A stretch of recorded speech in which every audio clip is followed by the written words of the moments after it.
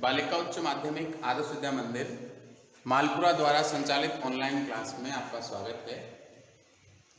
हम कक्षा 12 भूगोल विषय पढ़ रहे थे और भूगोल विषय के अंदर पर्यावरण से संबंधित जितने पर्यावरण प्रदूषण थे उनकी बात हो गई थी हमारी, किस किस प्रकार होते हैं, उनके क्या प्रभाव हैं और उसको किस प्रकार से नियंत्रित किया जा सकता है, उनके समाधान क्या है, इस विषय पर चर्चा हो गई थी। और हम जो है ये पढ़ रहे थे कि इससे संदर्भ में कौन कौन से सम्मेलन हुए हैं या कौन कौन सी जो बैठकें इसका आयोजन किया गया है इस पर्यावरण प्रदूषण के समापन को या इसको नियंत्रित करने को लेकर। वियना के अंदर 1985 के अंदर सम्मेलन हुआ और वियना ऑस्ट्रिया जो है यहाँ आयोजित सम्मेलन में ओजोन परत के संरक्षण का मुख्य पहलू रखा गया। वियना के अंदर 1985 के अंदर सम्मेलन का आयोजन किया जाता है, इसे वियना सम्मेलन के नाम से जानते हैं। और इस सम्मेलन के आयोजन के बाद इसका जो मुख्य उद्देश्य था वो ये था कि जो ओजोन परत है इसके क्षरण जो है इसको किस प्रकार से रोका जाए। तो वियना सम्मेलन कब हुआ? 1985 में, और इसका मुख्य उद्देश्य क्या है? ओजोन परत के क्षरण को रोकना।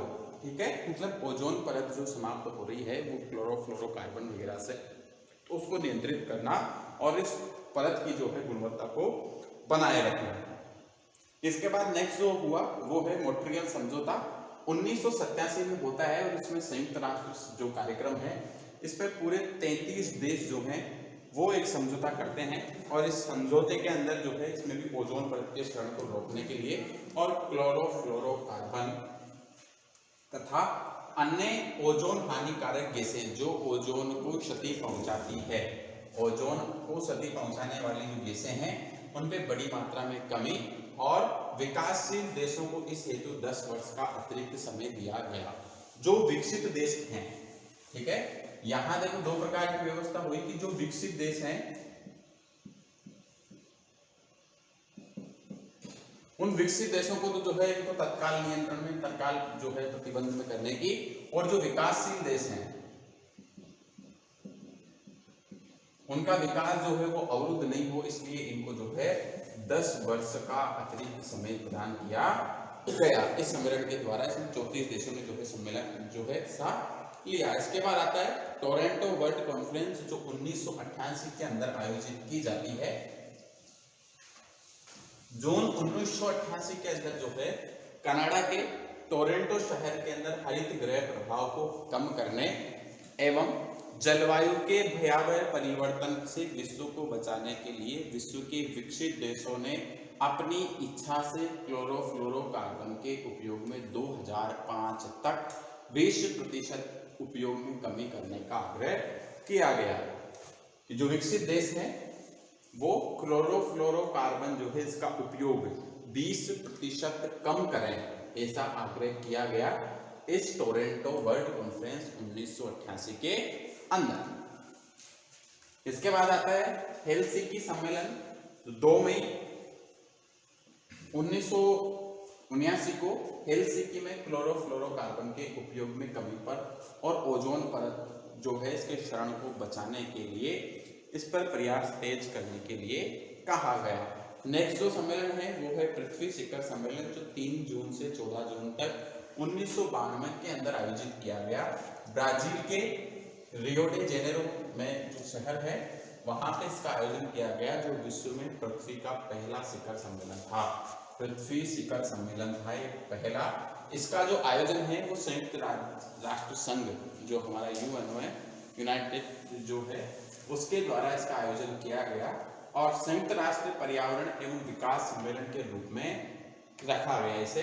इसमें 178 देशों ने जो है भाग लिया, उनके प्रतिनिधियों ने भाग लिया। इसमें ग्लोबल वार्मिंग को रोकने, वन संरक्षण, जैव विविधता कार्यक्रम और रियो घोषणा पत्र समझौते किए गए, जिसके अंतर्गत धरती के परिस्थिति तंत्र की अखंडता और गुणवत्ता की बहाली, मतलब इसे बनाए रखने के लिए, इसे सुचारू रखने के लिए, सुरक्षा और संरक्षण के लिए विभिन्न देश विश्व बंधुत्व की भावना से आपस में सहयोग करेंगे। देश में पर्यावरण की जो अखंडता है इसको बनाने के लिए, इसकी गुणवत्ता जो है पारिस्थितिक तंत्र की, इसको बनाए रखने के लिए जो है क्या करेंगे, आपस में एक दूसरे का सहयोग करेंगे।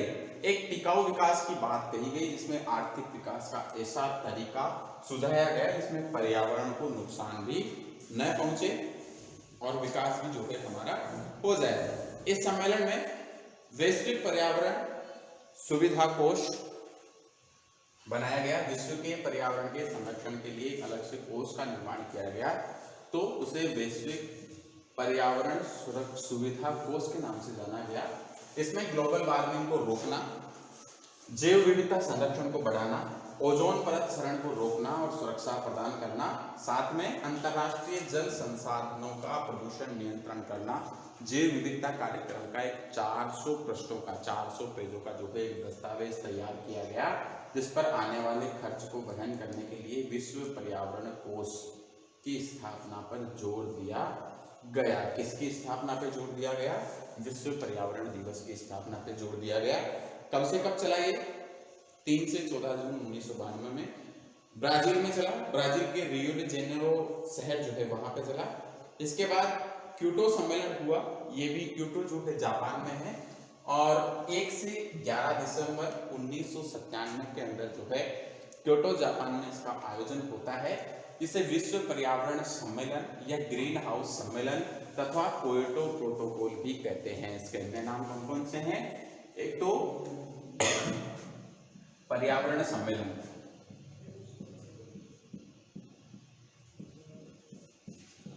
दूसरा है ग्रीन हाउस सम्मेलन,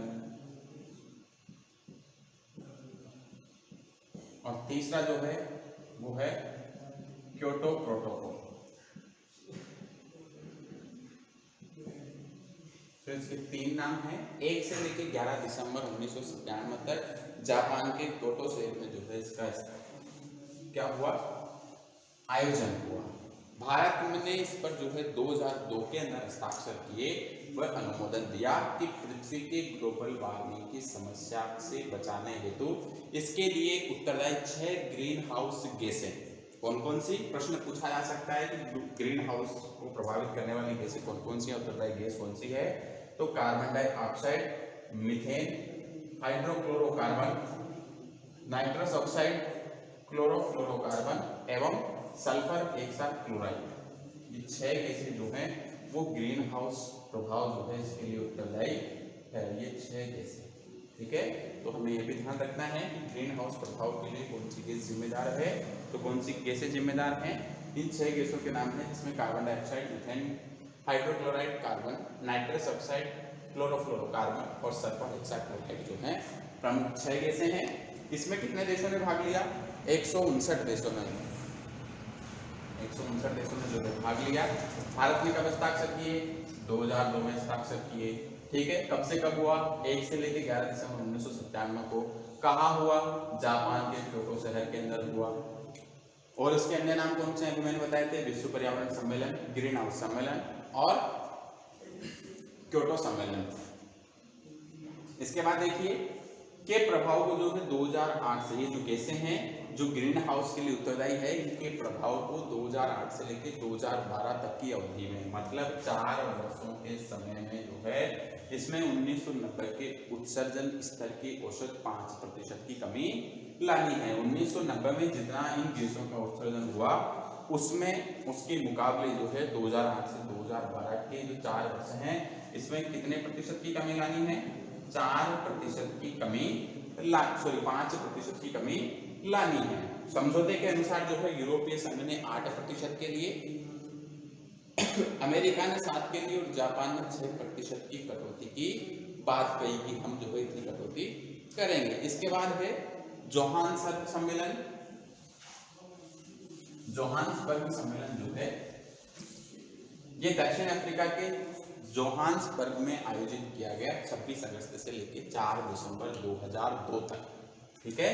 26 अगस्त से लेकर 4 दिसंबर 2002 तक जोहान्सबर्ग सम्मेलन का आयोजन जो है दक्षिण अफ्रीका के जोहान्सबर्ग के अंदर इसका आयोजन किया गया, जिसमें इसमें जो है +10 सम्मेलन भी कहते हैं। इसका जो अन्य नाम है वो क्या हो गया? +10 सम्मेलन जो है वो भी इसे कहते हैं। यह भी पृथ्वी शिखर सम्मेलन ही था। जैसे पहले पृथ्वी का शिखर सम्मेलन हुआ 3 जून से 14 जून 1992 तक, उसी प्रकार जो है ये भी पृथ्वी के एक प्रकार से शिखर सम्मेलन ही है। ये जो शिखर सम्मेलन है, इसमें सम्मेलन का जो मुख्य मुद्दा था वो था ग्लोबल वार्मिंग ही था। और सम्मेलन में भारत जो है, इस भारत के प्रधानमंत्री अटल बिहारी। स्टूडेंट्स, ये जो है जोहान्सबर्ग सम्मेलन, इसका आयोजन 26 अगस्त से 4 सितंबर 2002 के मध्य हुआ और इसे +10 सम्मेलन भी कहा जाता है। यह भी एक प्रकार का क्या था, पृथ्वी शिखर सम्मेलन ही था। इसका जो मुख्य मुद्दा था वो था ग्लोबल वार्मिंग। क्या था? ग्लोबल वार्मिंग था।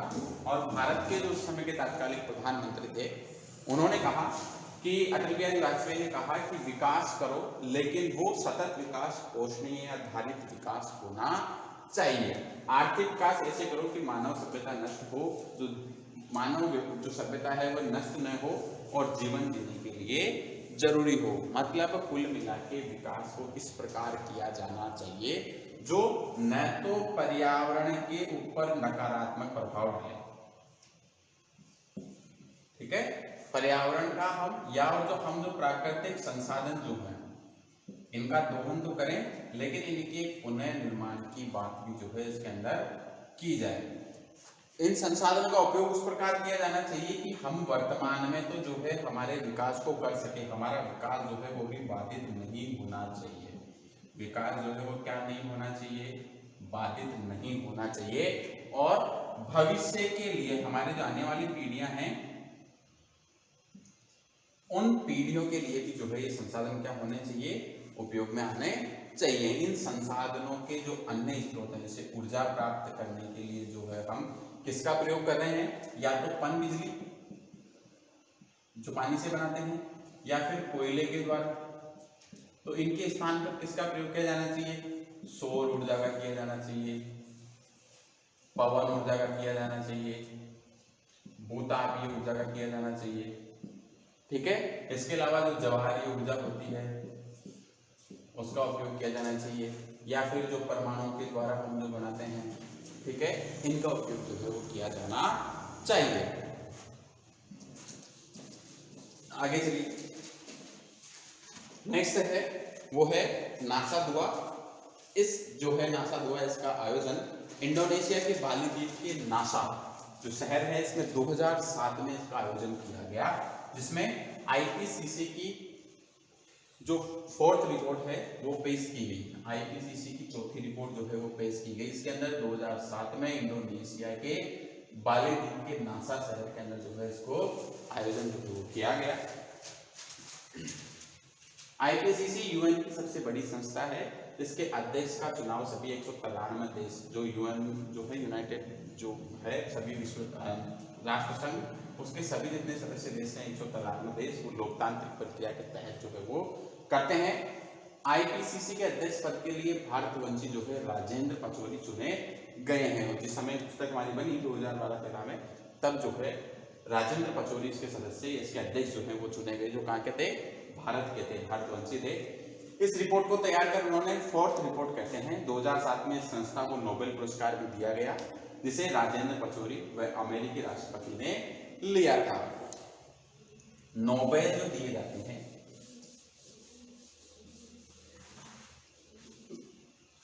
देखो 5 क्षेत्रों के अंदर नोबेल पुरस्कार दिए जाते हैं, ठीक है। और शांति का नोबेल होता है। इसके अलावा और भी 4 प्रकार के जो वो नोबेल पुरस्कार होते हैं वो दिए जाते हैं। स्वीडन के शहर में दिए जाते हैं और नार्वे के अंदर जो है वो दिए जाते हैं।